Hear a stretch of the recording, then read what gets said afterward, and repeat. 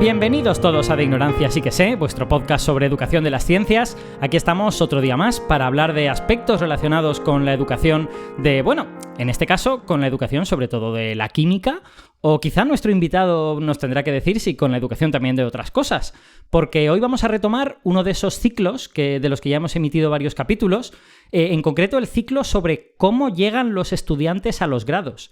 Es decir, los estudiantes de secundaria, de los que sobre todo hablamos en este programa, porque hablamos de secundaria más que de ninguna otra cosa, ¿cómo de preparados llegan a donde se supone que les estamos preparando, que son los grados, ¿no? Ya hicimos un capítulo sobre cómo llegan a física con Abelino Vicente, hicimos otro capítulo sobre cómo llegan a matemáticas con Isabel Cordero, y la verdad es que hacía tiempo que este ciclo había quedado como un poco en el olvido, pero ahora lo recuperamos para hablar de nuestra tercera pata, ¿no? Porque realmente aquí hablamos mucho de física y química y de matemáticas y nos faltaba la química.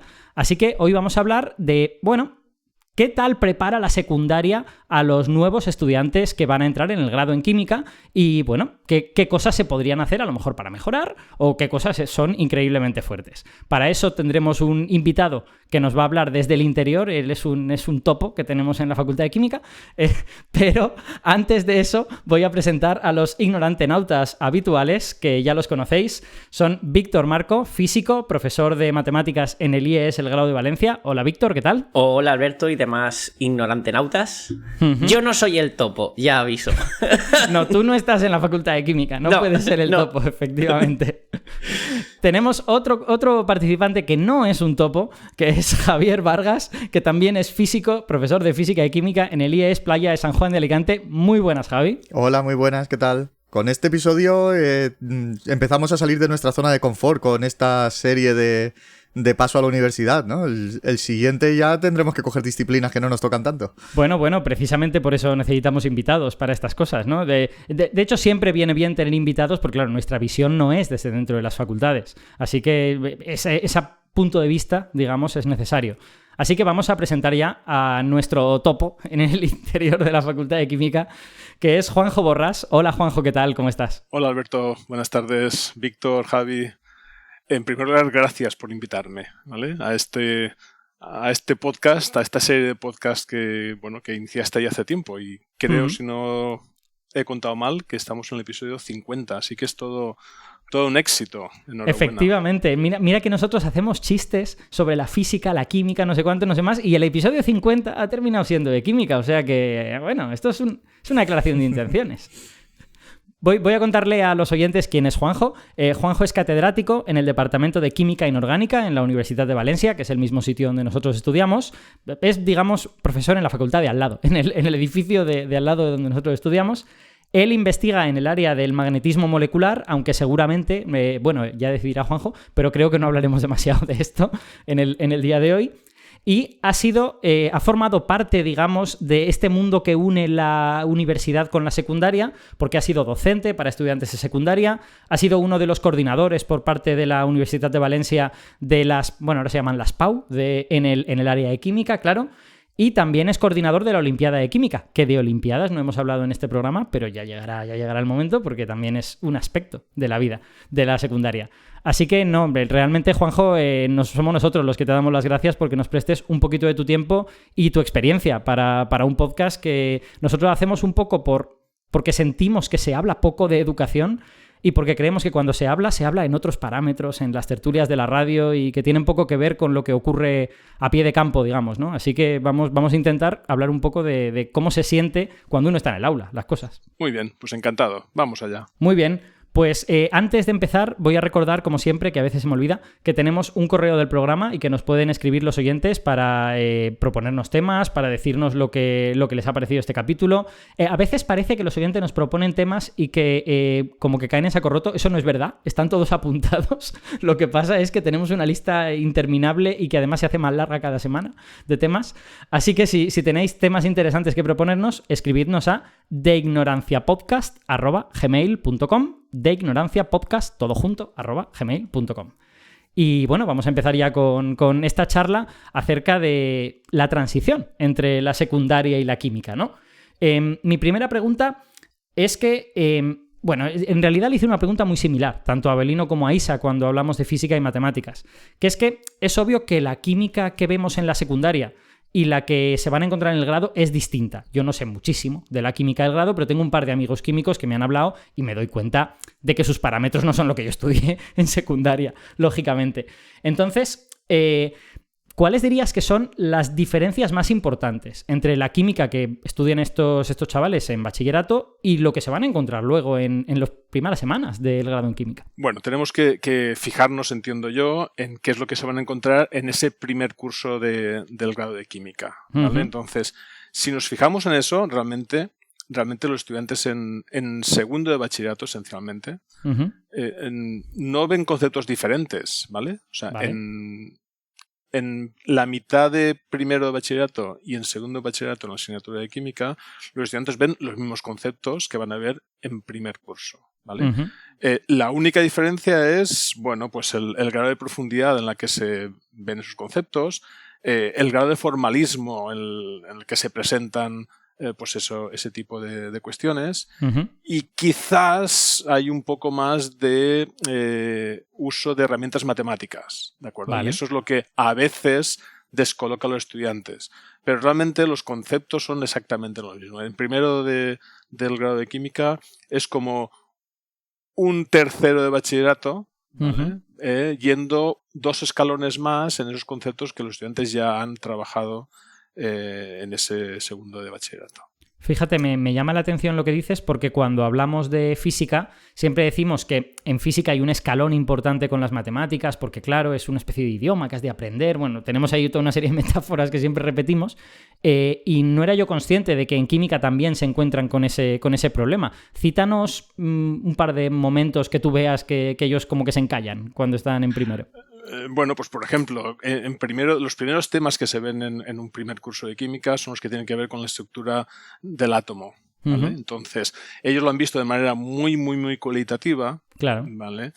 Pero en primero del grado, pues empezamos a utilizar, pues, bueno, un léxico matemático, ¿vale? Uh-huh. Para definir, no sé, por ejemplo, las funciones de onda de los orbitales atómicos, ¿vale?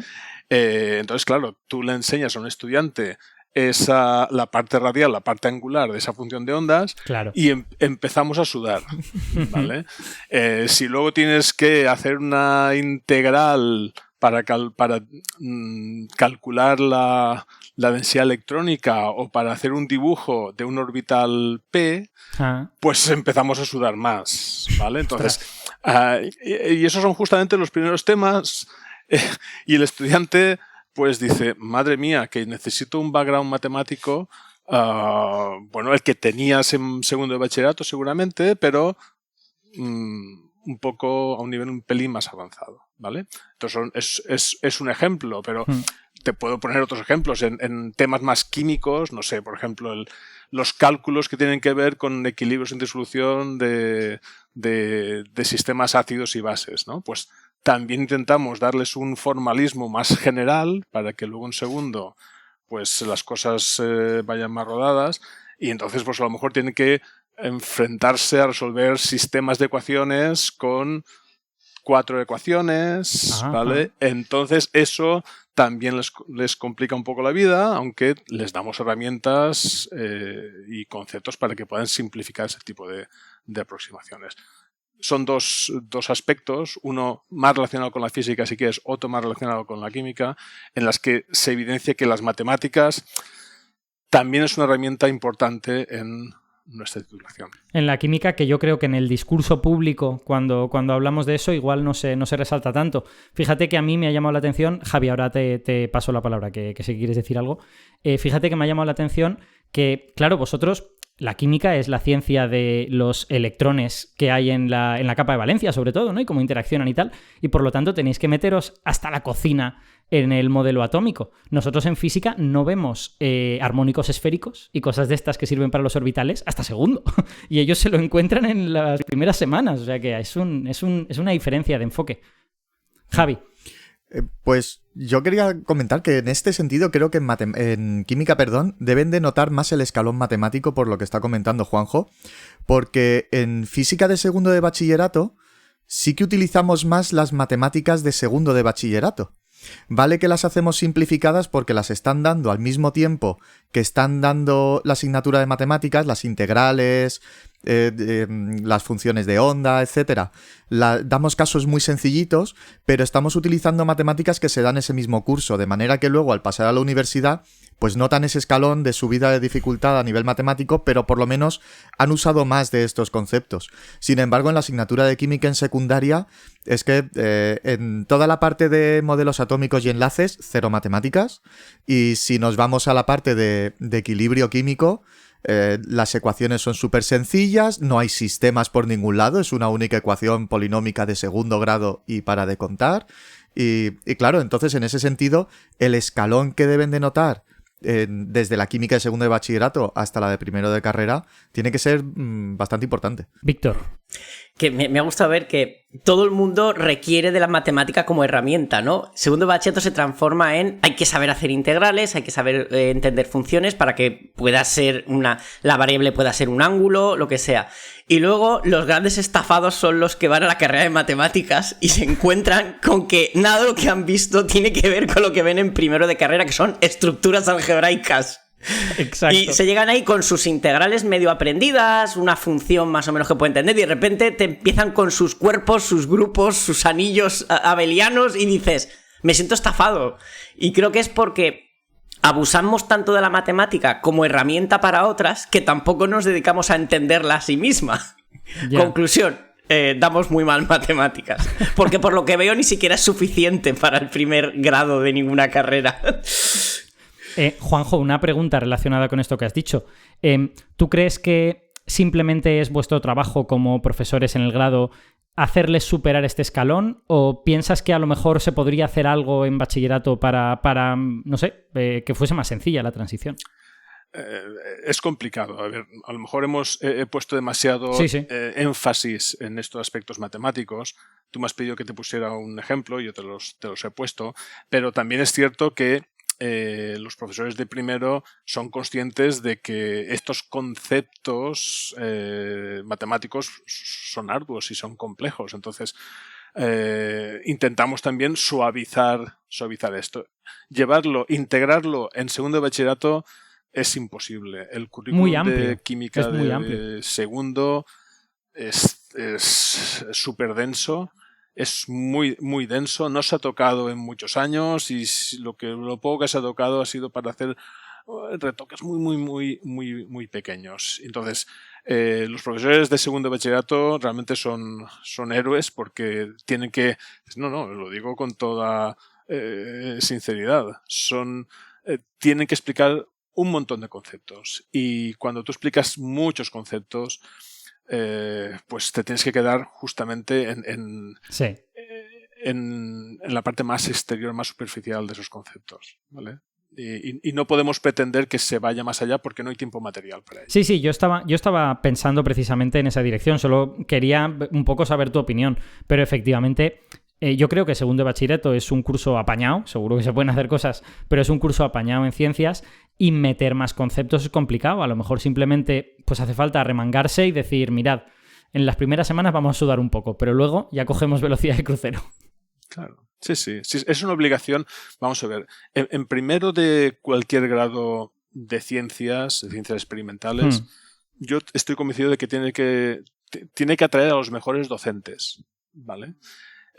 Y esa es la clave para mí. Los docentes con mayor experiencia, aquellos que saben que pueden llegar estudiantes con niveles muy diferentes, ¿vale? Porque cada estudiante viene de un centro con unos profesores que, cada uno intentamos converger en un temario, pero cada uno explica los conceptos de una manera diferente. Entonces, hay que tener muchas herramientas pedagógicas, ¿vale? De las de verdad, para poder recoger a esos estudiantes con niveles de entrada muy heterogéneos y poder en ese primer curso llevarlos donde queramos. Porque en segundo la sinfonía es más compleja, ¿vale? Entonces ahí empieza a desplegarse ya, pues en el caso de nuestro grado, pues toda la química, ¿vale? Desde la química analítica hasta la química física, si queremos ir a dos extremos muy opuestos. Y realmente ahí van a tener que utilizar muchas técnicas. ¿Vale? Mira, me viene estupendo que hayas mencionado lo de la química analítica, porque una de las cosas sobre las que te quería preguntar es precisamente sobre los laboratorios. O sea, la química tiene una componente experimental muy fuerte. En realidad, la física también. Lo que ocurre es que en nuestra universidad seguramente no es donde más énfasis se hace en esa parte, pero en la química es que, vamos, es impepinable y no puedes escaparte. Entonces, tú sabes que en secundaria, pues, dan pocos laboratorios, algunos incluso no entran en un laboratorio. Entonces, ¿cómo les ves en esa transición? ¿Hacéis cosas en la carrera para que, digamos, sea un poco más suave la transición? Claro. Bueno, tu pregunta tiene dos partes. Uno, ¿qué se hace respecto de los laboratorios en secundaria? Y tú lo has esbozado, ¿vale? Muy poco, ¿vale? Muy poco porque algunos institutos no tienen espacios de laboratorio. Otros lo tenían y por problemas de espacios lo han dedicado a otros menesteres, ¿vale? Lo han convertido en un aula estándar. Otros lo siguen teniendo, pero son... si me lo permitís, son almacenes con un alto riesgo químico, porque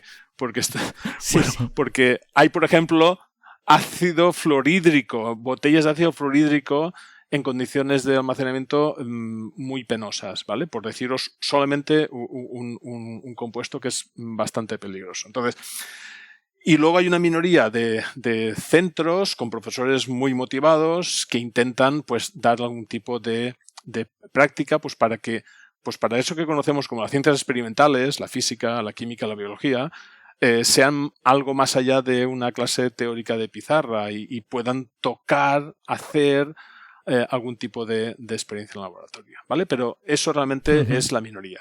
Hace tiempo había una asignatura optativa de la que se llamaba Laboratorio de Química y eso desapareció del currículum, con lo cual ahora ni siquiera existe la posibilidad de que con una asignatura optativa los estudiantes puedan entrar en un laboratorio de manera regular. ¿Qué pasa en el grado? Pues que somos conscientes de ese déficit, pero tampoco es dramático, no pasa nada. Primero hay 2 laboratorios de química general, ¿vale? El primero de ellos, básicamente, lo que hacemos es dar las herramientas básicas, ¿vale? Aquellas operaciones básicas del laboratorio.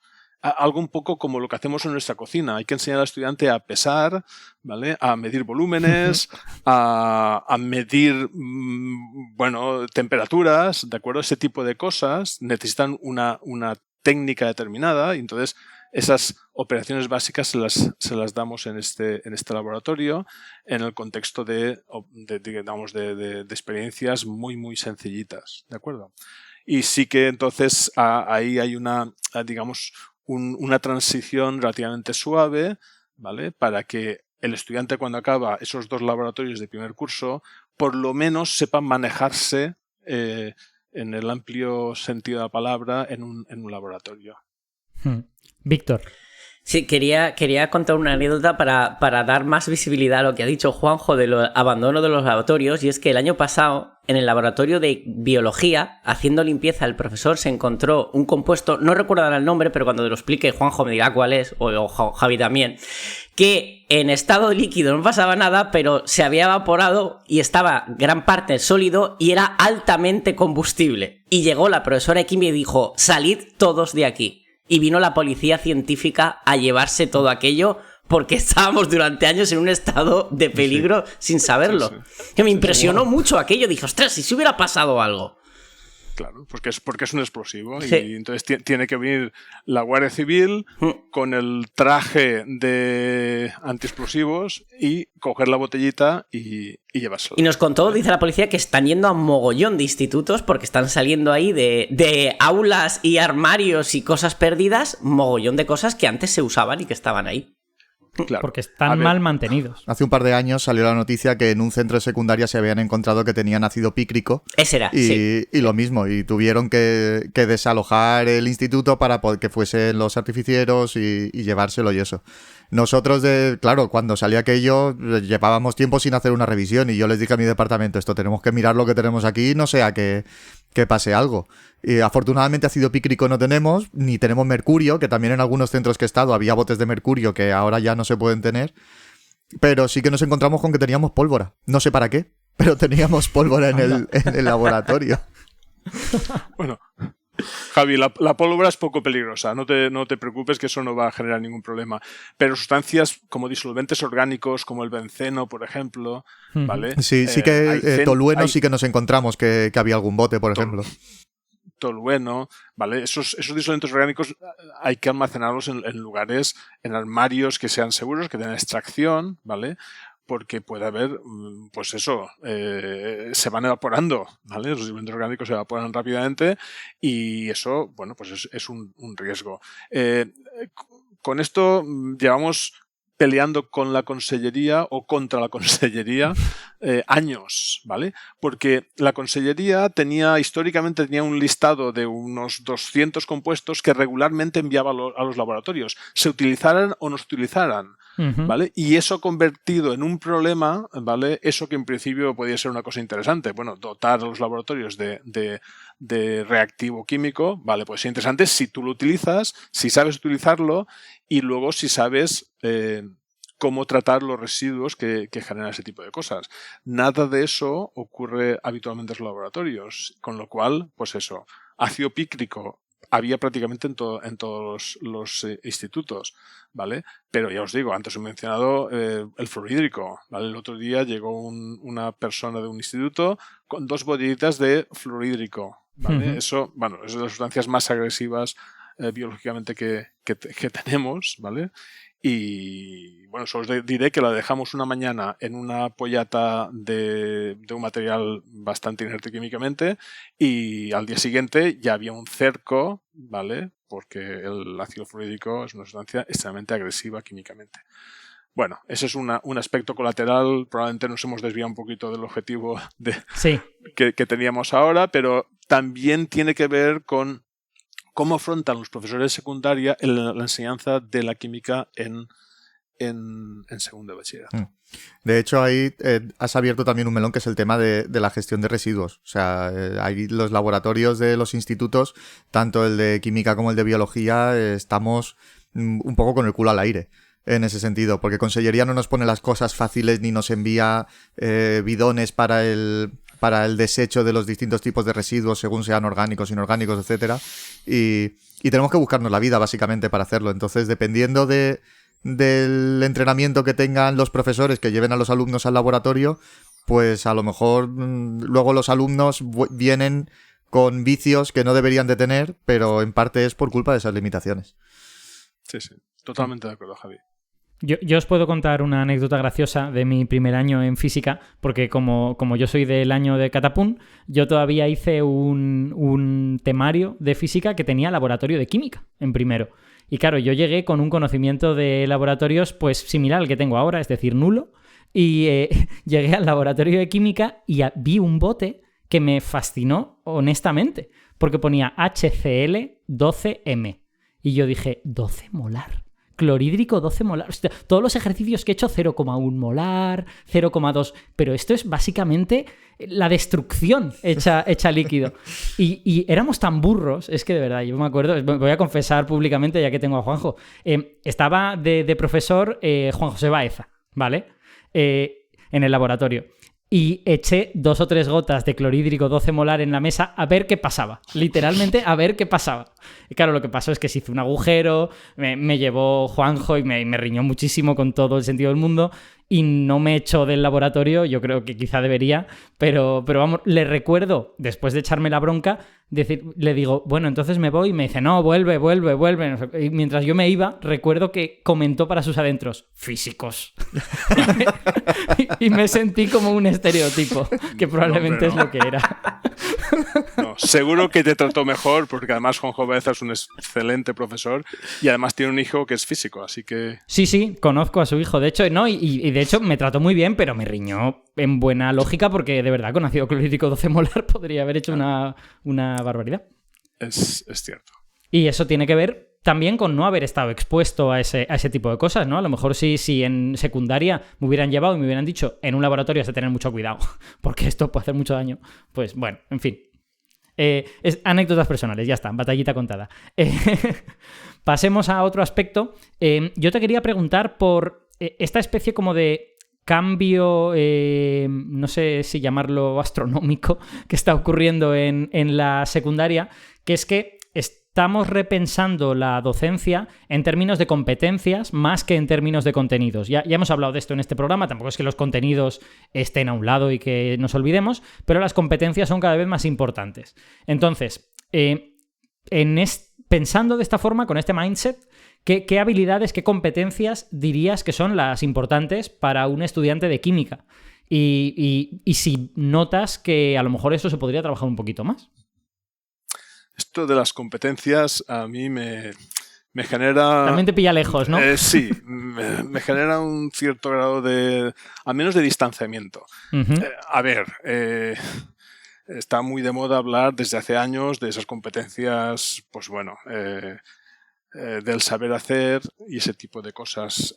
Yo, y por ejemplo ahora, desde hace un par de años, en el examen de acceso a la universidad en la PAU, pues quiere hacer énfasis en que sean pruebas más competenciales. Y yo siempre les digo a los que argumentan este tipo de cosas que, por ejemplo, el examen de química de la PAU es un examen competencial. Estamos preguntando a los estudiantes por que sepan hacer determinadas cosas, ¿vale? Uh-huh.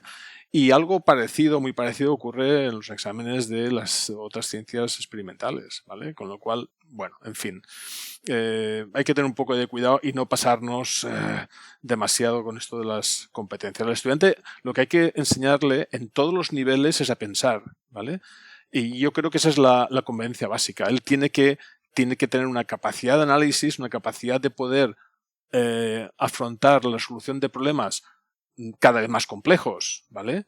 Y luego otra, si queréis utilizo la palabra, otra competencia importante es que sepa comunicar esas cosas, que sepa expresarse en público, que sepa defender cómo ha resuelto ese problema, ¿vale? Y que tenga esa habilidad para comunicar de manera oral y escrita pues qué es lo que está haciendo, ¿de acuerdo? Uh-huh. Y eso no hace falta ponerle un ornamento y llamarlo competencias transversales, porque yo creo que eso es lo esencial en educación. Al estudiante tenemos que en cada nivel pues hay que hacerlo de una manera, pero hay que enseñarle básicamente ese tipo de cosas, que sepa hacer, ¿vale? Que entienda los conceptos y que luego tenga esa capacidad para poder resolver los problemas adecuados a su nivel competencial.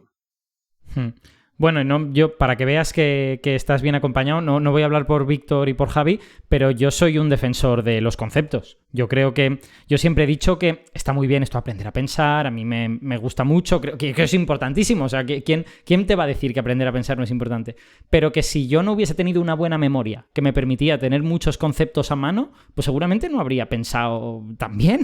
O sea, que los conceptos también es importante tenerlos, no está todo en internet, digamos. Pero bueno, este sería una discusión a lo mejor para otro día. No, pero es que está clarísimo. Es decir, para tú poder resolver un problema necesitas tener muchos inputs y en disciplinas como la química es especialmente complejo porque para resolver un problema muy sencillito necesitas tener muchas pequeñas cosas claras. Uh-huh. Y esto es uno de los aspectos que hace difícil la enseñanza de la química, ¿vale? Si tú puedes poner un problema del típico problema de estequiometría donde P es un reactivo, donde hay una reacción química más o menos compleja, donde se generan gases, para resolver un problema de calcular cuántos gases se producen, pues necesitas muchas cosas. Uh-huh. Necesitas tener en la cabeza muchos conceptos que hay que poner en sincronía para poder resolver ese problema. Yo y perdonad que estoy en un ámbito muy físico, yo Ajá. siempre he dicho que un problema de física al nivel de segundo de bachillerato es comparativamente más sencillo que uno de química. ¿Por qué? No sé, si estás calculando el movimiento de un péndulo, ¿vale? Necesitas calcular la energía cinética o la energía potencial. Coges una fórmula, la aplicas y normalmente llegas a un resultado correcto. En química no hay una fórmula normalmente, ¿vale? Sí, tienes que utilizar... Hay que relacionar cosas, ¿verdad? Hay que relacionar más conceptos, ¿vale? Y en ese interrelacionar esos conceptos en muchas ocasiones uno comete errores y entonces ahí viene uno de los problemas, ¿no? Que es que me he equivocado aplicando la ecuación general de los gases ideales. Vaya por Dios. O es que no he calculado bien los moles del reactivo, ¿vale? Hay muchos aspectos que uno tiene que poner, como decía antes, en sincronía para que al final pueda pensar bien el problema y resolverlo correctamente, ¿vale? Y en ese sentido es por el que digo que a veces son los problemas un poco más complicados en química y en física. Y ya sé que ahora me vais a rebatir, pero estoy dispuesto a aceptar la crítica. No, sí, estoy completamente de acuerdo. El tema de las competencias, vamos a volver a explicar que no estamos hablando de las competencias estas antiguas, de competencias clave de aprender, competencia lingüística, no. Estamos hablando de las que dice la Noel, que son las específicas de la materia. Y en vuestro caso, en la de física de Javi y química, y en la tuya de química, Juanjo, la propia materia ya en sí misma es competencial. Este debate de contenidos y competencias creo que se adolece más en matemáticas, donde se ha explicado siempre que menos por menos es más, se ha aprendido como una herramienta y nunca se ha discutido. Y ahora se está poniendo énfasis en que, oye, vamos a explicar por qué menos por menos es más. Si yo te pongo menos 7 menos menos 7, voy a darle un contexto que sea, oye, tenía una deuda de 7 euros y el banco me la ha cancelado. Me quedo a 0. Y de ahí deduzco que ese menos menos 7 debe ser como más 7. Claro, esto en un problema de química, como cuenta Juanjo, ya sale de forma natural porque ya estás aplicándola a la realidad que es la química. El problema es que la matemática se ha estado enseñando como unas herramientas y unas recetitas que se aplicaban en el péndulo, en la proporcionalidad, en la estequiometría, y ahora se está atacando más a la matemática por las competencias porque era la que peor se estaba dando. Entonces yo entiendo que el tema de lo de las competencias suena como, bueno, es que no debemos perder el ojo en los objetivos, en los contenidos. Claro, es que la propia ciencia, sus objetivos y sus contenidos ya son competenciales. Y en la matemática deberían serlo, pero se ha enseñado mal tanto tiempo que es la que yo creo que está atrayendo todos los focos de crítica. No sé si me he explicado correctamente. Sí, yo lo he entendido perfectamente bien. Sobre lo que decía Juanjo, y yo le estaba dando la razón, y es que creo que tiene razón, que la física de segundo de bachillerato está más compartimentalizada que la química. Tú en segundo de bachillerato, porque yo eso sí que lo hice y sí que puedo opinar, tengo la sensación que a medida que vas aprendiendo cosas nuevas, puedes ir combinando.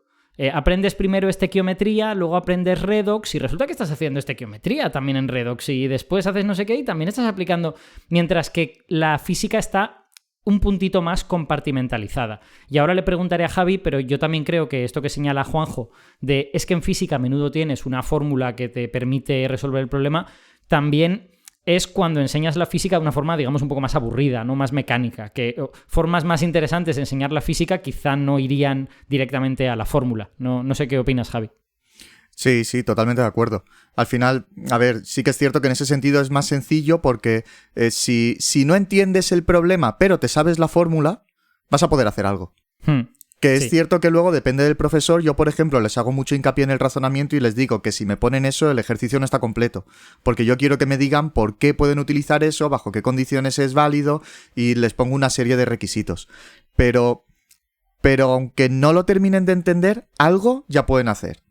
¿Vale? Yo muchas veces les digo, aunque no sepáis física, la EBAU la podéis aprobar. Un 10 igual no sacáis, pero aprobarla la podéis aprobar. Basta con que os hinchéis a hacer ejercicio y os sepáis las fórmulas. Y la EBAU se aprueba. Es cierto que en ese sentido la química, al no tener tantas fórmulas, porque cada situación es diferente, o entiendes realmente lo que está pasando, o es muy difícil que acabes sacándolo. Entonces, en ese sentido, le doy toda la razón a Juanjo. Víctor. Sí, el ejemplo del péndulo me ha gustado, porque ¿cómo se hace eso competencial? Cuando les haces que prueben la fórmula y luego les dices, ¿y qué pasa si estiro un poco más el péndulo? Y el péndulo empieza a dar golpes. Ya no te vale, pues está mal la fórmula, está mal la física, que tristemente no te lo preguntan en la EBAU, pero debería estar preguntado. Un alumno decide hacer como Alberto y saltarse las normas del laboratorio y estirar el péndulo un montón. ¿Qué observas? Que el péndulo pega bandazos. Y entonces cuando empiezas a hablar de que esa fórmula es un modelo que se ajusta a la realidad bajo unas condiciones, como ha dicho Javi. Y eso debería empezar a preguntarse ya, además del uso de la fórmula. Yo creo que se pueden hacer muchas cosas, pero hay que mojarse.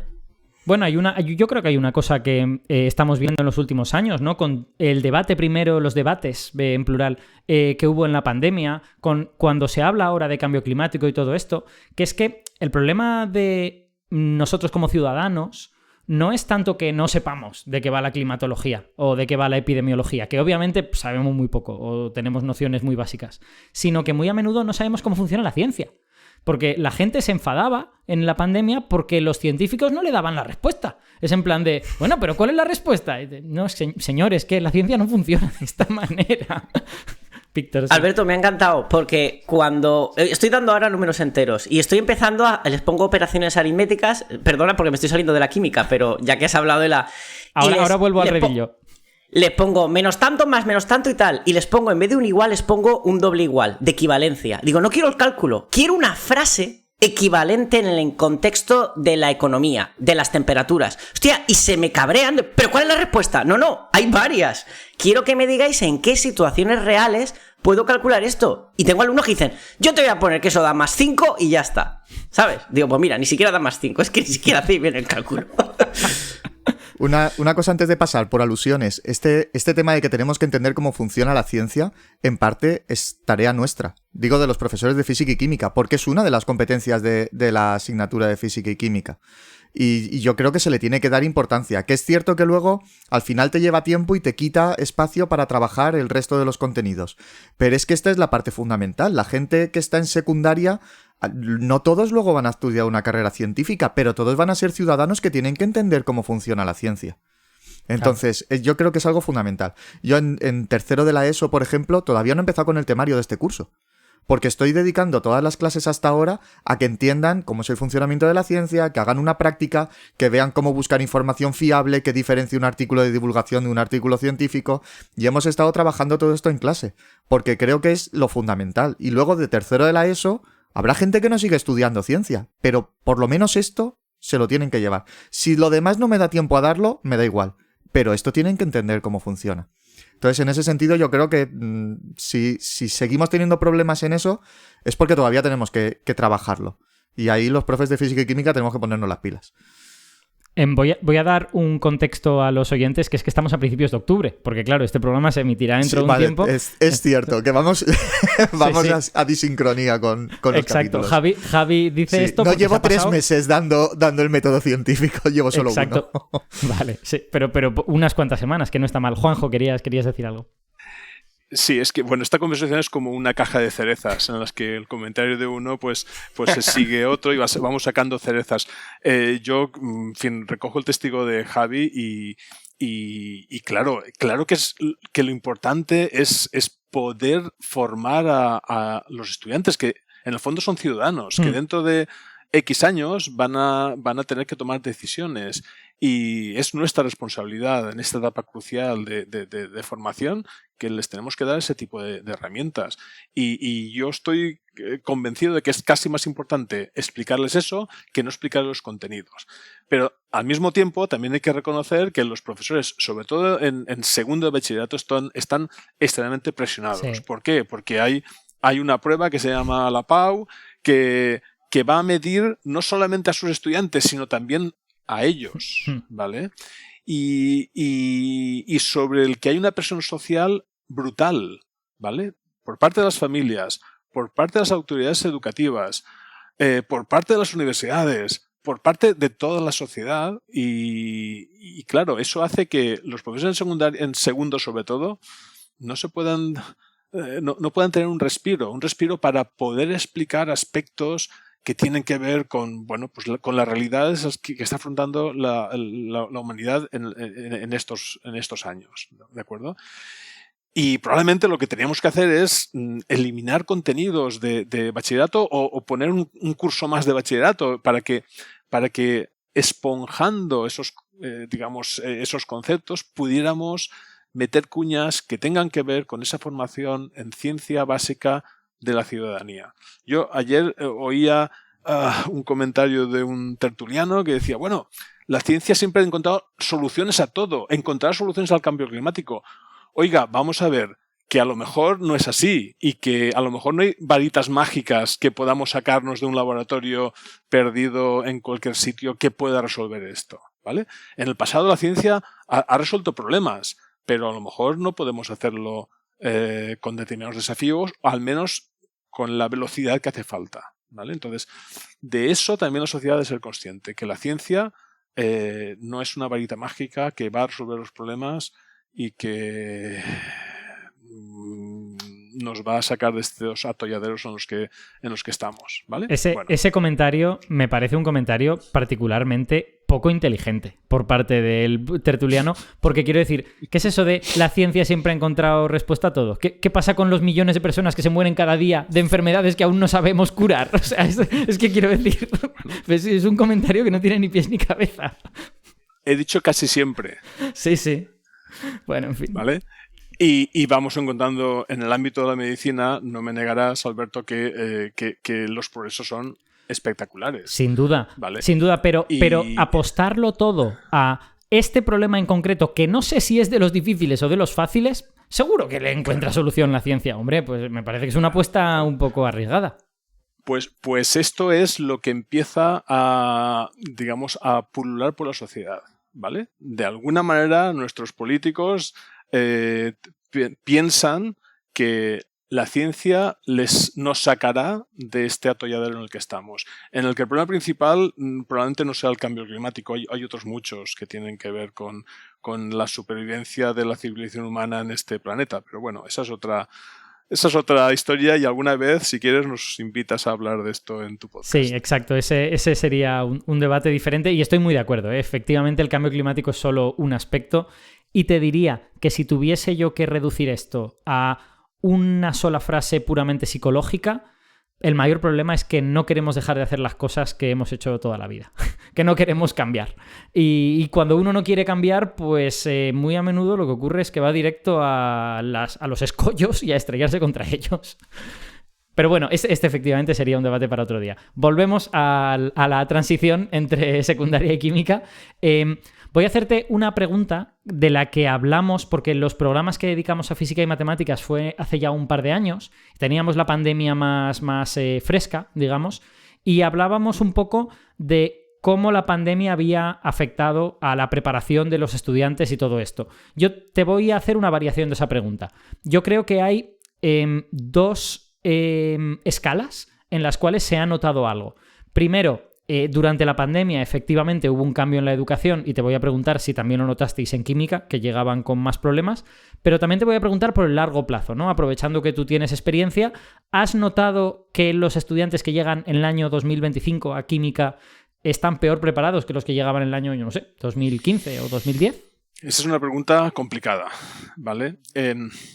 Yo, tengo una doble óptica. La de los estudiantes que llegan al grado de química, pero yo desde hace muchos años estoy explicando química en un grado un poco especial, que es el grado de bioquímica y ciencias biomédicas. Ajá. ¿Vale?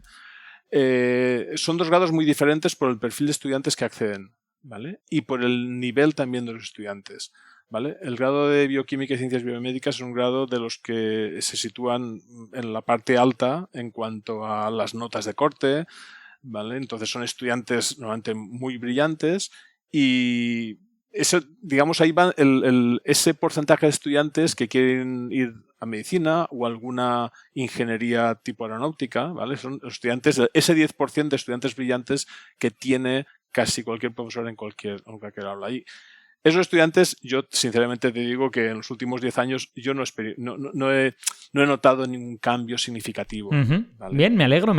Esto es buena noticia. Porque son un poco la élite, ¿de acuerdo? En el grado de química, pues a lo mejor sí que se ha notado un pelín, una bajada, ¿vale? Sobre todo en la actitud de los estudiantes, ¿vale? Ya no tanto en sus conocimientos. A mí los conocimientos me importan relativamente poco en un estudiante que accede a un primer curso de cualquier grado de ciencias experimentales. Lo que me interesa más es la actitud, ¿vale? porque los conocimientos los podemos, con un poco más de trabajo por parte de los profesores y también de los estudiantes, pues podemos trabajar con ellos sin demasiados problemas. El problema es que sí que se nota un poco un déficit mayor en cuanto a la actitud respecto de la dinámica normal que hay en un primer curso de un grado. ¿Puedes detallar cuál es la diferencia? O sea, como que ahora están más distraídos y les importa menos aprender, ¿o cómo está el tema? Pues sí, es cierto. ¿Vale? Se nota, por ejemplo, en la asistencia promedio a clase. ¿Vale? Se nota pues en el uso porque nosotros en la universidad, como bien sabéis, no hemos prohibido el uso de los móviles en las aulas, uh-huh. ¿Vale?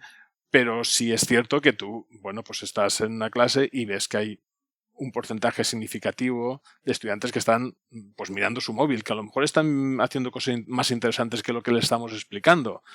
Pero, a eso me refiero en cuanto a los cambios actitudinales, ¿no? Vale. Sí, yo creo, este es otro melón que no vamos a abrir hoy, pero hay un debate a tener acerca de si hemos dejado un poco a la deriva a una generación entera de chavales al someterlos a los móviles desde muy jóvenes. Y entonces llegan como con vicios que tendrán que aprender a superar en un momento de su vida. Si no es antes, pues será después. Vale, y ahora hay otro aspecto, que es el aspecto objetivo, ¿vale? Porque como tú has dicho en la introducción, yo formo parte de tribunales de pruebas de acceso desde hace mucho tiempo, uh-huh. ¿Vale? Entonces me preocupa ver un poco cuáles son las notas promedio en estas pruebas, no solamente de química, sino también de física o de matemáticas. Uh-huh. Entonces, cuando ves el histórico de los últimos 15 años, no ves cambios significativos en la nota promedio de las pruebas de PAU, de acceso, ni de biología, ni de física, porque a mí me gusta poner en comparación esas 4 asignaturas, biología, física, matemáticas y química, uh-huh. ¿Vale? Y veo, van fluctuando pues entre el 6 y el 6,5 o 7, ¿vale? Y en ese rango están todas y van fluctuando año a año, pero hay periodos en los que suben, periodos en los que bajan, pero más o menos se establecen en una zona pues que no ha sufrido variaciones en los últimos años.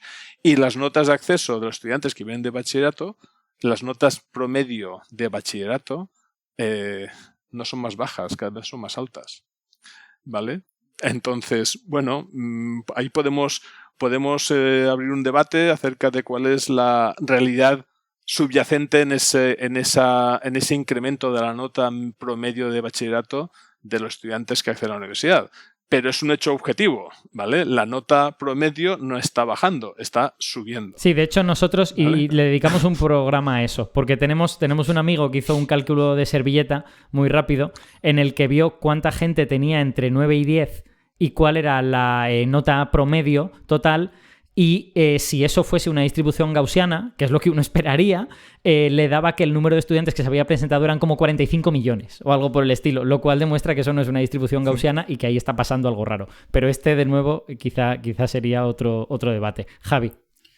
Sí, a lo mejor esto es salirnos mucho del tema, pero tengo una curiosidad aprovechando que tenemos a Juanjo. No sé si tienes la información ya, pero como no han sido aún las reuniones de coordinación, yo tengo la hipótesis de que parte de la subida es por el tema de la optatividad que se ha tenido. En cuanto ha pasado la pandemia y se mantuvo la optatividad, al final eso favorecía al alumnado.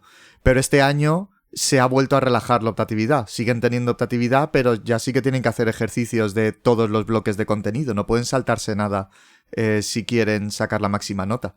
¿Sabes si en ese sentido este año se ha notado bajada? Sí, lo puede decir. Si lo puedes decir, claro, porque a lo mejor todavía no son públicos esos datos. O yo qué sé. Sí, son datos públicos. La Consejería publica esos datos y el Ministerio también publica los datos a nivel nacional. Javi, ¿qué pasó? Efectivamente, el año de la pandemia, la nota promedio de química, que es lo que me sé bien, subió prácticamente 1 punto. ¿Vale? La prueba pues pasó de una prueba con una cierta optatividad, pasó a que el estudiante pudiera confeccionarse su examen. 10 preguntas, elegía 5, ¿vale? Con lo cual, en fin, era bastante fácil. Hubo un aumento de un punto y uno podía pensar, mientras se mantenga este modelo, la nota seguirá más o menos ahí. Pues, ¿qué ocurrió? Al año siguiente bajó casi medio punto, y al año siguiente, 2 años después, bajó al mismo nivel que antes de pandemia. Uh-huh. Quiero decir que al final los modelos de examen tampoco son tan relevantes.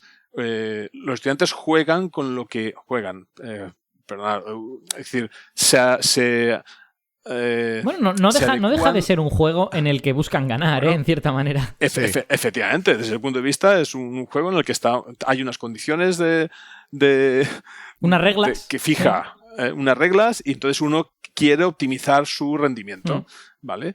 Pero que la nota promedio, ya con un examen con objetividad prácticamente total, pues bajó otra vez a niveles de antes de pandemia, ¿vale? El año pasado ya se restringió ese modelo y hubo un examen, tanto en física como en química, que ya no era como el examen modelo de pandemia. ¿Y qué pasó? Pues en química, por ejemplo, volvió a subir la nota. Vaya. ¿Vale? Respecto del nivel, el año pasado la nota subió pues casi más de 6 décimas. Es decir, y además con una cosa muy significativa, porque unas cosas que se evaluaba este año pasado, estoy hablando del año curso 24-25, uh-huh. Una de las cosas que se incorporó en la evaluación incluso de las asignaturas experimentales, como física, matemáticas o química o biología, era la ortografía y la presentación. ¿Vale? ¿Cuál ha sido la consecuencia? Bueno, pues a los estudiantes en general, en química, por ejemplo, prácticamente no han tenido penalización por ortografía, porque se han esforzado en escribir mejor. Pero se han esforzado además por ordenar mejor su examen. Con lo cual nos hemos visto con los correctores de química, por ejemplo, que los exámenes estaban mucho mejor presentados y, por tanto, más fáciles de corregir. Y bueno, cuando un docente corrige un examen, si está bien presentado, está en mejor predisposición mental para valorar las cosas que hay escritas, ¿vale? Si te enfrentas con un examen que es un desastre, lleno de tachones, lleno de... que a menudo ocurría así... Pues entonces te predispones de manera negativa, ¿vale? No digo que no le des la puntuación que se merece, pero ya hay una predisposición en sentido contrario. Yo te, ¿vale?, añadiría un segundo elemento, es muy breve esto, que es que la persona que está haciendo el esfuerzo de ordenar las cosas bien también puede detectar sus propios errores más fácilmente, porque está dedicándole un tiempo de mejor calidad a hacer eso. O sea que a lo mejor ya no es solo el profesor, también es el estudiante el que está haciendo un mejor examen. Y que tendrá también los conceptos mejor estructurados en su mente, y eso al final también ayuda. Y la otra idea sobre esta optatividad extrema es que yo estoy convencido de que, a ver, si a ti te dan 10 ejercicios y tienes que elegir 5, bueno, tú empiezas a hacer, ¿vale? Ostras, este ejercicio no me está saliendo. Ya has invertido un tiempo en pensar en ese ejercicio. Vale, pues como no me está saliendo, voy a pasar a otro. Y voy a pasar a otro. Y entonces nos encontrábamos en estos años de, digamos, post-pandemia, con muchos ejercicios, con muchos exámenes, con ejercicios empezados y no terminados. Y si a lo mejor el estudiante se centra en un ejercicio y dice, tengo que pelearlo a tope, se encuentra con una dificultad, pero utiliza 3 minutos de su tiempo en pensar, normalmente, porque esto no son problemas muy complejos, uno subsana ese problema o encuentra la manera de resolverlo. Y entonces es más fácil que saque una mejor nota porque se está centrando más en un menor número de ejercicios. Entonces yo soy un ferviente defensor de modelos de exámenes PAU con una optatividad más dirigida, ¿vale? Si queréis verlo así. Sí. Sartre estaría muy de acuerdo contigo con esa frase de el hombre está condenado a ser libre. Si les das libertad, es que pasa, les condenas porque no tienen. Me ha gustado cómo lo has explicado. Tienen que leerlos todos y decidir cuál es más fácil o cuál ya es una evaluación. Ya estás evaluando la competencia de cuál es el mejor camino óptimo. En cambio, si les dices tienes que hacer todo esto, es triste que ese modelo dictatorial les funcione mejor, porque en realidad son muy... Siempre decimos que los chavales no hacen caso, y yo soy de la opinión de que son muy obedientes. Son muy obedientes. Cuando les dejas libertad es cuando no saben qué hacer. Y me ha gustado porque se ve muy representado esa política de los chavales. De hecho, yo les suelo decir en promedio cuánto tiempo tienen que dedicar a cada ejercicio para que la EBAU les salga en condiciones. Y ellos me dicen, pero Javi, si hago eso me sobran 20 minutos. Y les digo, claro, esos 20 minutos son los que vas a tardar en decidir qué haces. Sí. Yo ya he contado hoy una batallita, así que no voy a contar más, pero un día os contaré el día que saqué un 10 en termodinámica porque me empeñé en hacer 2 ejercicios que no tenía ni idea de cómo hacer y que me salieron literalmente en los últimos 3 minutos del examen, que me podría haber dado por sentado y haber ido a mi casa, pero no, y saqué un 10. Bueno, cosas, en fin, batallitas. Entonces, bueno, todo esto me parece muy interesante y creo que otro día, Juanjo, igual lo que hacemos es citarte para hablar de cómo funcionan las pruebas de acceso a la universidad por dentro, ¿no? Porque, claro, nosotros, yo lo veo como espectador, como ciudadano, Javi y Víctor lo ven desde el lado de los profesores, estaría muy interesante saber cómo se ve desde los que preparan los exámenes, ¿no? Y luego Pero eso lo dejamos, si quieres, para otro día. Tengo una pregunta más sobre el grado en química y sobre cómo llegan los estudiantes y tal. Y esta es una pregunta un poco filosófica. Yo no sé si tiene respuesta o si estoy haciendo yo castillos en el aire. Pero los físicos siempre damos una turra bastante importante. Somos muy pesados con que, bueno, la física es muy vocacional. Es que, claro, todo el mundo que va a física es porque tiene una especie como de conexión especial con no sé qué. Es una especie de poesía barata que los físicos nos vendemos a nosotros mismos. Pero es verdad que en los diversos grados, las diversas carreras, hay un prototipo de persona un poquito diferente, ¿no? Entonces, yo te preguntaría si tú crees que en química hay una especie de retrato robot del estudiante, ¿no? ¿Qué tipo de estudiantes terminas viendo en química? Porque en física pues hay un porcentaje que terminan estando muy interesados por la investigación. Hay otros que últimamente, por ejemplo, se están yendo a ciencia de datos. ¿Qué veis en el grado en química en ese sentido? Tú hablas de vocaciones, ¿vale? A ver, un grado, si tú comparas el grado de física y el grado de química, hay una diferencia muy significativa. Es el número de estudiantes que acceden en primer curso. Ajá. ¿Vale? Es decir, física restringe bastante ese número de estudiantes, química triplica el número de estudiantes de acceso de física. Wow. Con lo cual, realmente yo creo que no hay un modelo de perfil de estudiante promedio, ¿vale? Claro, si son más gente es también más difícil que haya un estudiante de tipo. Tú evidentemente vas a tener un 10, un 15, si me apuras un 20% de estudiantes brillantes, muy motivados porque sus profesores de secundaria los han estimulado, muy motivados por la química, ¿vale? También es cierto que ese grupo de estudiantes brillantes en los últimos tiempos ha disminuido. ¿Por qué? Por el tirón enorme de las otras químicas. La bioquímica, ¿vale? La biotecnología, vale. Están atrayendo mucho a esos perfiles de estudiantes que antes hacían química y luego derivaban profesionalmente por el ámbito bio, lo que fuera. ¿De acuerdo?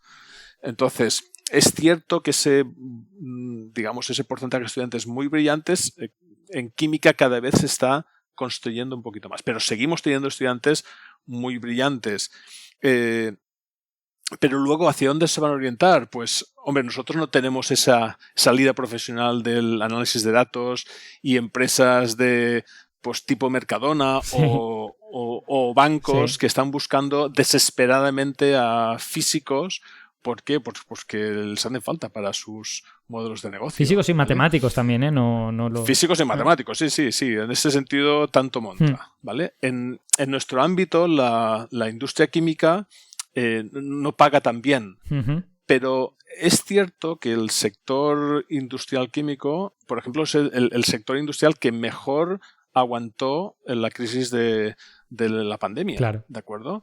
Manteniendo empleo, ¿vale? Manteniendo empleo y manteniendo salarios. Bueno, déjame que haga un apunte muy breve. Yo creo que se comenta poco en general en la vida pública hasta qué punto dependemos muchísimo de sustancias químicas que son necesarias para que la sociedad ruede, ¿no? Para que la rueda de la sociedad siga girando. Entonces, todas esas empresas químicas, que yo creo que a veces la gente se las imagina como gente que contamina y que tira cosas horribles a la naturaleza, aunque es verdad que efectivamente hay desechos que hay que tratar y todo esto, es que son fundamentales para... ¿Qué haría usted sin amoníaco? ¿Cómo limpiaría usted el cuarto de baño? Pues eso lo tiene que hacer alguien, el amoníaco. ¿Cómo nos alimentaríamos sin amoníaco? Claro. ¿Vale? Amoníaco o nitratos, me da exactamente lo mismo. Exacto. La química de los derivados del nitrógeno, bueno, ya sé que has captado a nuestro común amigo Paco Lloret para que te hable de esto, pero quiero decir, hay muchos aspectos de la vida cotidiana en la sociedad del siglo XXI que están fundamentados en la industria química, ¿vale? Pues la industria química pesada o la industria química fina, ¿de acuerdo? Bueno, en fin. Entonces, volvemos a lo del estudiante promedio. Muchas veces los estudiantes llegan a química un poco por descarte. Es decir, bueno, pues hemos quitado ese 20% de estudiantes vocacionales, pero el resto, muchas veces, bueno, pues a lo mejor han intentado ir a otras titulaciones, no han entrado y vienen a química, ¿vale? Entonces, nuestro grado es un grado de acogida de muchos estudiantes con perfiles ciertamente muy diversos, ¿vale? Y que a lo mejor no sabe muy bien cuáles son las expectativas de futuro profesional. Y es a lo largo de los años conociendo a los profesores que imparten el grado, pues que conocen pues la enorme salida que tiene la industria, pero también la enorme salida que tiene la investigación, ¿vale? En los ámbitos de la física y la química, sabes que la Universidad de Valencia está extremadamente bien posicionada, ¿vale? Entonces hay centros de investigación punteros en Europa y en el mundo y que atraen también mucho talento al ámbito de la investigación. Y luego está la docencia, ¿vale? Que, bueno, ahí no hay tantos datos porque cuando un estudiante se va o decide hacer el máster en secundaria y se va al ámbito docente, pues es cierto que pierde un poco el contacto con la facultad, ¿vale? Los que están en el ámbito de investigación, pues se quedan ahí, los que están haciendo un máster un poco profesionalizante, pues también están ahí, pero los que se van al máster de secundaria, pues se pierden, ¿no? Pero bueno, entonces yo te diría, no hay un estudiante promedio con un perfil claramente interesado en lo que es la investigación en química, sino que, bueno, los estudiantes van forjando ese camino pues conforme va avanzando un poco el grado. Supongo que es algo parecido a lo que pasará en muchas titulaciones, ¿vale? Porque, por ejemplo, en bioquímica ocurre lo mismo. El 90% de los estudiantes, cuando llegan la primera semana al grado de bioquímica y les preguntas, ¿tú qué quieres hacer en tu futuro? ¿Dónde lo visualizas? ¿Sabes lo que contestan? Yo quiero investigar. ¡Anda! El 90%. Luego la realidad es la que es, ¿vale? Y se dan cuenta de que bueno, uno puede investigar también en muchos ámbitos. En el ámbito de las biociencias, la verdad es que incluso las empresas biotecnológicas hacen mucha investigación y es un sumidero de estudiantes, de egresados bastante importante. No hace falta hacer investigación en el departamento de la Facultad de Biología, sino que pueden hacer investigación en determinado tipo de perfil de empresas y eso también es muy, muy interesante. Así que, quiero decir, el sesgo de los estudiantes es muy diferente según el grado al que acceden. Mira, ya que has dicho eso, y antes de dar la palabra a Víctor, que quiere comentar algo, voy a mencionar una cosa anecdótica. Yo, en mi perfil público, pues me meto mucho de broma con los ingenieros y con los químicos y todas estas cosas. Yo tengo un amigo, un muy buen amigo de Castellón, que es ingeniero químico, y él trabaja haciendo investigación en una empresa química. Y es investigación, y hace cosas chulísimas, ¿eh? Hace cosas verdaderamente interesantes, lo que pasa es que es un ámbito súper distinto al de la investigación en academia, digamos, pero vamos, que uno se puede ir a la empresa y a ser un investigador estupendo también durante mucho tiempo. Víctor, ¿qué? Sí, yo quiero hacer una pregunta a Juanjo y acabar con un toque de humor esta pregunta sobre qué motiva a los alumnos a hacer química. Y mi pregunta es, Juanjo, ¿sí o no se notó en la afluencia de estudiantes a química la serie Breaking Bad? Por supuesto. Sí, claro que se notó. Es decir, es evidente que cuando tú tienes en la sociedad, por ejemplo, una serie de estas con un impacto tan brutal, pues genera vocaciones, evidentemente. Mola, sí. Claro que genera vocaciones. Es más, pues un año de esos, en la Olimpiada pusimos un problema del químico de la serie y afrontando una de las síntesis que él explicaba en la serie, y eso les estimuló especialmente a los estudiantes de ese año. Claro que sí. El tema es que es cierto, también es cierto que en la sociedad hay un ambiente quimifóbico contra el que tenemos que luchar de alguna manera. Yo a mis estudiantes les digo, mirad, estudiantes de bioquímica sobre todo, mirad, cuando estéis sentados tomando una cerveza con vuestros amigos, tenéis que sermonearles, tenéis que comunicarles la ciencia, y cuando, no sé, tomando la cerveza, se pregunten por qué la espuma tiene la densidad que tiene, pues les podéis hablar de quién es el responsable de la formación de esa espuma, o qué son esas bolitas que están emergiendo de la copa de cerveza. Tenéis que intentar explicar ciencia a vuestros compañeros, que a lo mejor pues están haciendo un grado de historia o de geografía, o no están haciendo ningún curso universitario. Y es muy importante que vosotros transmitáis la pasión por el conocimiento científico, al nivel que sea, ¿vale? Yo creo que eso es muy importante, el comunicar ciencia, el comunicar el poder que tiene las ciencias experimentales es algo que nos compete a todos, también a los estudiantes, ¿vale? Y que pierdan el miedo a decir, vamos a hablar sobre la química de esa vela que está dándonos luz. Sí, exacto. O sea, que también es un tema de conversación. Yo siempre me acuerdo de la frase de Carl Sagan. Carl Sagan es muy citable, tiene un montón de frases maravillosas que todo el mundo suscribiría, y que él habla de la divulgación en términos de emociones, y él la compara con estar enamorado. Él dice, pero es que cuando tú estás enamorado, quieres decírselo a todo el mundo, quieres que todo el mundo lo sepa. ¿Y cómo es posible que a ti te guste la ciencia y que no se lo estés contando a esta señora que te has encontrado por la calle, ¿no? Pues yo estoy muy, muy de acuerdo con esa frase. Bueno, creo que vamos a ir terminando. No sé si tenéis, Víctor o Javi, alguna pregunta final para Juanjo. No. Yo creo que por ahora no. Hemos estado acosando la mitad de tus preguntas, o sea que... No me he sentido acosado en ningún momento, Javi, te lo puedo asegurar. El ambiente que creáis aquí es muy, muy amable y permite hablar desde la sinceridad y desde la confianza. ¿No? Probablemente yo a veces soy políticamente poco correcto, pero bueno, tampoco es tan relevante. Pues Juanjo, que sepas que ya te he medio fichado y que te emplazaremos a un futuro episodio, intentaremos no molestarte mucho, para hablar pues de las pruebas de acceso a la universidad o a lo mejor de la Olimpiada de Química, porque yo me lo he pasado muy bien en esta conversación, y si tú también, son temas súper interesantes que son importantes para lo que hablamos en este programa, que es cómo se educa pues en este caso la química, pero en tantas otras cosas. Entonces, si tú te dejas, yo te emplazo a que en el futuro te llamaremos para estas cosas. Yo me dejo, pero ya que has mencionado la Olimpiada de Química, voy a lanzar una alabanza a nuestro sistema, a nuestro colectivo de profesores. Ajá. ¿Vale? Mirad, el año pasado los 3 primeros en la Olimpiada Nacional de Química fueron estudiantes de nuestro distrito universitario, de centros educativos de la provincia de Valencia.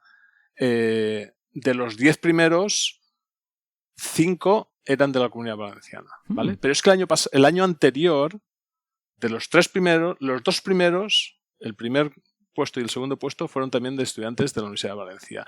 Y el anterior, el primer puesto absoluto nacional, también fue de la Universidad de Valencia. Que eso ¿de quién es mérito? Pues es mérito en primer lugar de los estudiantes, tremendamente vocacionales, pero también es mérito de sus profesores, ¿vale? Claro. Entonces, yo no me cansaré nunca de agradecer la tarea que hacen los profesores en en un ámbito que es muy complejo, ¿vale? Javi y Víctor, hacéis una labor encomiable, ¿vale? Y yo creo que tenéis que perseverar en esto, ¿vale? Al final es un ámbito muy complicado y cada vez es más complicado por los comentarios que oigo muchas veces, pero es vital que sigáis con ilusión, intentando estimular pues a los estudiantes y comunicarles que las áreas científicas tienen un futuro esplendoroso por delante y que aunque no hagan un grado en ciencias experimentales, el conocer la ciencia es fundamental para un ciudadano del siglo XXI, ¿vale? Y por tanto, algo que comentaba antes Javi, yo creo que es muy importante invertir tiempo en esto, en divulgar esta ciencia a los estudiantes de secundaria. Pues muchas gracias, Juanjo, la verdad. Yo espero que con este programa estemos poniendo pues, un pequeño granito de arena en favor de que los profesores que quieren hacer cosas un poco distintas o que les parece que cuando se habla de educación se habla en términos un poco ridículos e irracionales, pues que este programa aporte un granito de arena para que esa gente se sienta acompañada, ¿no? Y que sienta que educar a las nuevas generaciones es posiblemente lo más importante que hacemos, porque dentro de 40 años vamos a estar muertos nosotros y son esos otros los que tienen que hacer las cosas. En fin, esto no quiero yo aquí pontificar sobre la futilidad de la vida, que no es nada fútil, pero estas cosas importantes tenemos que hacerlas. Juanjo, muchas gracias por dejarte liar para venir a De Ignorancia Sí que Sé. Muy bien, muchas gracias y gracias por convertirme en un ignorantenauta. Ignorantenauta. No es fácil. Nosotros llevamos 49 episodios diciéndolo, ya no sale bien. Ya no sabemos ni cómo se dice. A partir de ahora me considero miembro de esta comunidad. Muchas gracias. Si no sabes decirlo, eres uno de nosotros. Alberto ensaya delante del espejo cada día que grabamos. Sí. A mí me gustan las palabras largas. Yo nací para ser vasco, pero nací en el lugar equivocado. ¿Qué se le va a hacer? Bueno, nosotros te acogemos desde luego en esta comunidad y muy contentos además de tenerte y ya te emplazaré para capítulos futuros. Muchas gracias, Juanjo. Pues voy a despedir a los otros dos. Javi, muchas gracias por estar hoy en De Ignorancia Sí que Sé, que además tus horarios han sido complicados y hemos conseguido cuadrarlo todo. Sí, la verdad es que estamos en semanas complicadas y bueno, yo espero que nos vayamos liberando y que nos sea más fácil. Exacto. Y nada, un placer como siempre y muchas gracias, Juanjo. Sí, habrán notado los oyentes que hemos tenido unas pequeñas fluctuaciones en el tiempo de publicación. Esto tiene que ver con esta dificultad de ese horario, pero bueno, estamos en ello. Víctor, muchas gracias como siempre por estar en tu programa. Sí, a todos vosotros y en especial a Juanjo por haber venido y haber aceptado el guante. Y como siempre, muchísimas gracias a todos los oyentes que han llegado hasta aquí, porque quiere decir que les ha interesado lo suficiente como para escucharnos hasta este punto. Y ya saben que tendrán otro programa sobre educación de las ciencias al otro lado de esta música que está sonando ahora mismo.